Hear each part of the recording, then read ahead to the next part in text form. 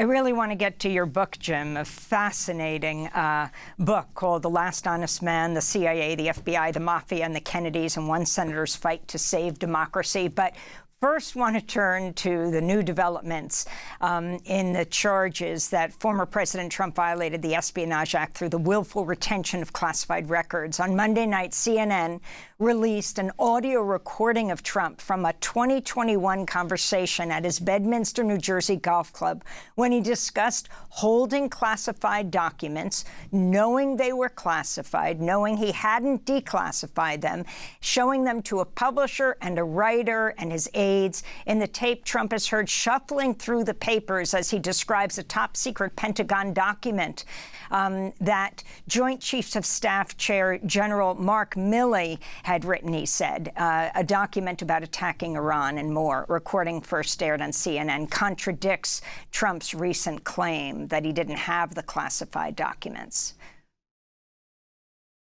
These are bad, sick people. That was your coup, you know, against you. Well, it started right at the beginning. Like when Milley's talking about, oh, you were going to try to do a coup. No, they were trying to do that before you even were sworn in. That's right. Trying to overthrow your election. Well, with Milley, let me see that. I'll show you an example. He said that I wanted to attack Iran. Isn't it amazing? I have a big pile of papers. This thing just came up. Look. This was him. They presented me this. This is off the record, but they presented me this. This was him. This was the Defense Department and him. Wow. We looked at some. This was him. This wasn't done by me. This was him. All sorts of stuff. It's pages long. Look. Wait a minute. Let's see here. Yeah. I just found, isn't that amazing? This totally wins my case, you know. Mm-hmm. Except it is like highly confidential, secret. This is secret information. But look at this. You attack, and Hillary would print that out all the time, you know. she'd send it to Anthony Weiner, the pervert. By the way, isn't that incredible? Though? Yeah. I was just saying, because we were talking about it, and you know, he said he wanted to attack Iran and what. These are the papers. This was done by the military, given to me. I think we can probably, right?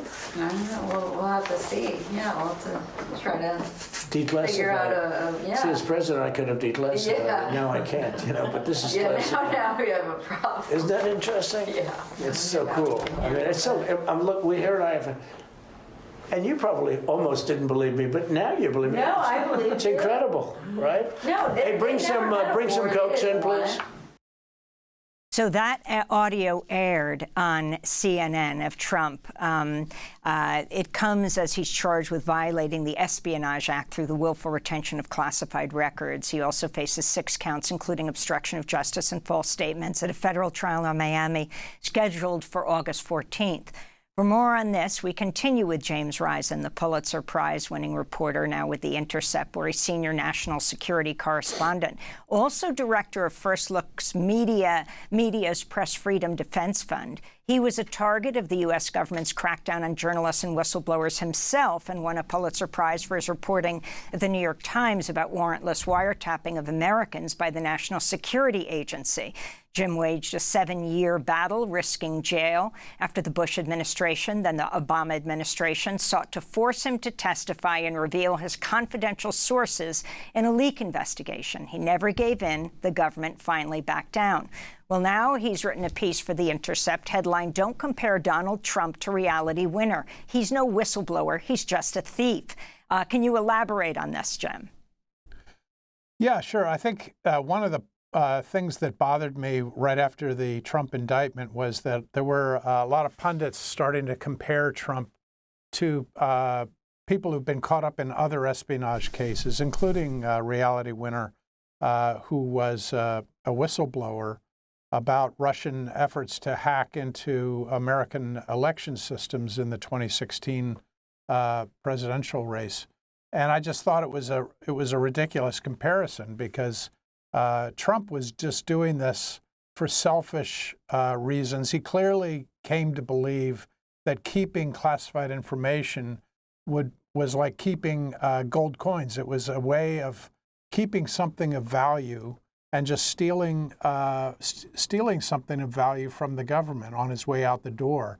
I don't think he cared much about public service or about the public interest in this information. He wanted to either sell it to the highest bidder or to continue to use it to gain status somehow.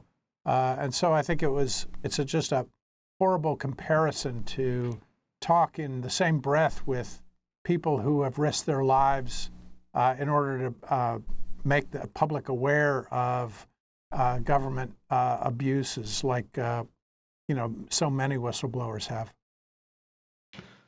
But Jim, while I agree with you that there's a major difference between whistleblowers and what Trump did, aren't some skeptics of what's happening with this prosecution at least partially right? That one, there's a major problem of overclassification of documents by the government in this country, and also that this whole issue of the Espionage Act and the dissemination of classified information has been weaponized by the government to go after people.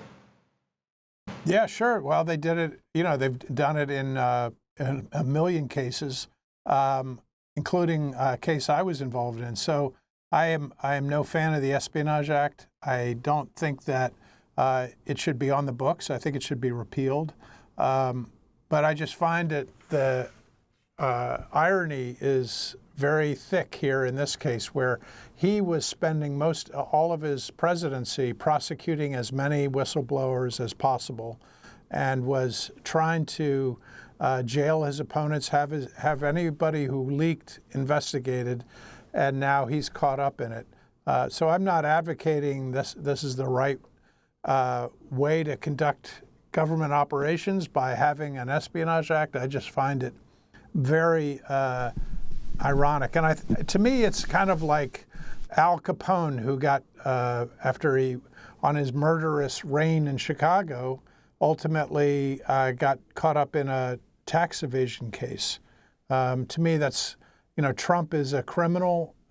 He's a pathological liar.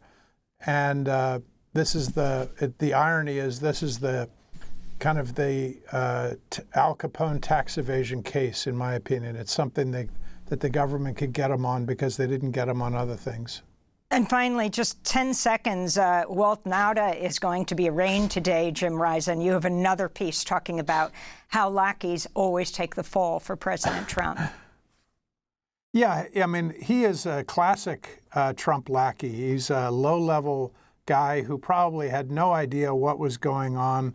He just followed orders. And then Trump used him and abused him and set him up in a situation where everything he was doing was illegal. And I'm sure Trump tried to convince this poor guy from the Navy that, he was the president and he could set the laws. I'm sure it's somebody who had no idea what he was really doing, and then finally got caught up because he agreed to lie and obstruct justice for Trump.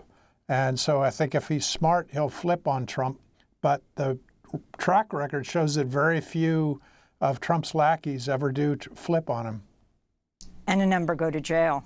James Risen, yeah. We're going to continue with you after break. Pulitzer Prize winning reporter, formerly with the New York Times, now with The Intercept.